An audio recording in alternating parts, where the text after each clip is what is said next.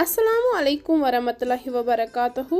प्यारे दोस्तों, अजकिस वीडियोस मज करो इसका DAP खाद मुतलिक।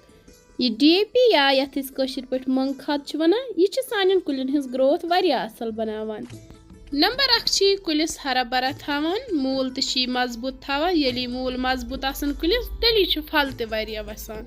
वन कित पे हेको एम DAP खाद हुंद असर जल्दी कर जमीनस अंदर ते हाव बह तुह अजकिस वीडियोस मज। तुह विजो वीडियो अंडस ताम बराबर। वन अगर कह सान चैनल पे नव आमुत सह कर सान चैनल शेयर तो सब्सक्राइब, वीडियो कर लाइक, बे दीजो पन फीडबैक। ये न्यू मे ये बाल्टीनस मज तकरीबन 10 लीटर आब। अत मज कर बह मूंग खाद ऐड। वन तुम सोचान खाद कज ऐड कर। यह खाद एक्चुअली अकिस आंच मज अख दान इस्तेमाल कर। मसलन अगर 5 आंच गमला आस तथ मज हेको एक साथ 5 दान इस्तेमाल कर।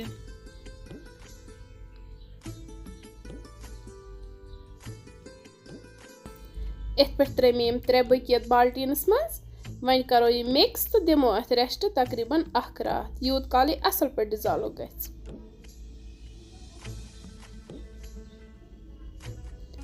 अख रात सपदित तुह हेकि वुचित खाद असल पे डिजॉल्व गमच आबस मज।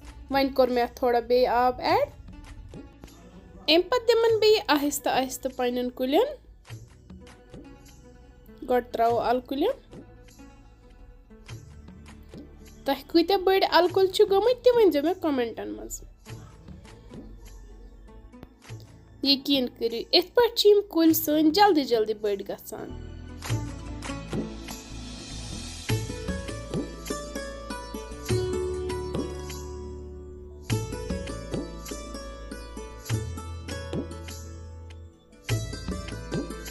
सथी दिमो यमन लर कुलियन ते।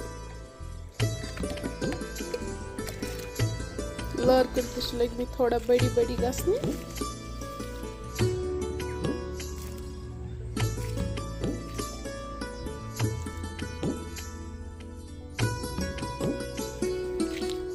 यपर मे त्रोमुत यह खरबूज ब्योल, अत त्रा बह थोड़ा सा। सती मे यपर बे अलकुल की।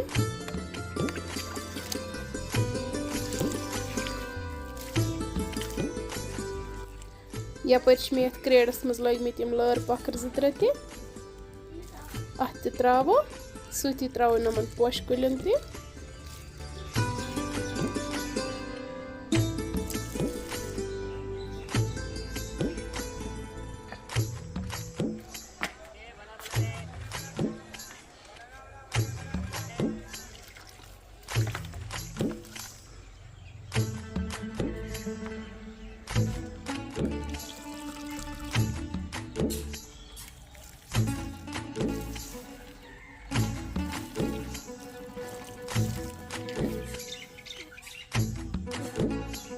येतन गुलाब थर, अत मे कोरमुत पाइवन।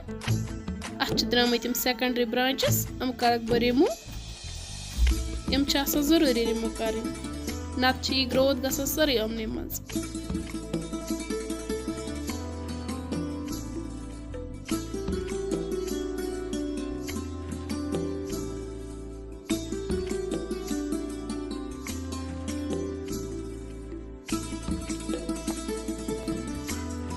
हाकस ते ग्रोथ असल लजमत गसने।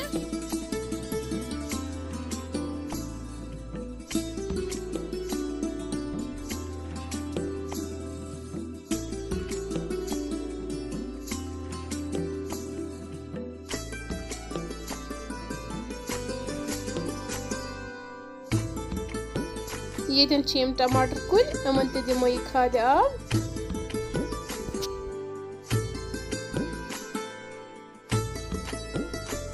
प्यारे दोस्तों, वन अगर तुह सोन अजुक वीडियो बासमुत हेल्पफुल, मेहरबानी कर सन चैनल सब्सक्राइब, वीडियो कर लाइक, बे कर यह शेयर प्रत कंस ताम ताकि अमुक फायदा तुलन सारी जमींदार।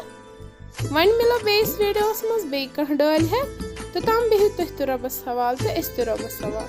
अल्लाह हाफिज।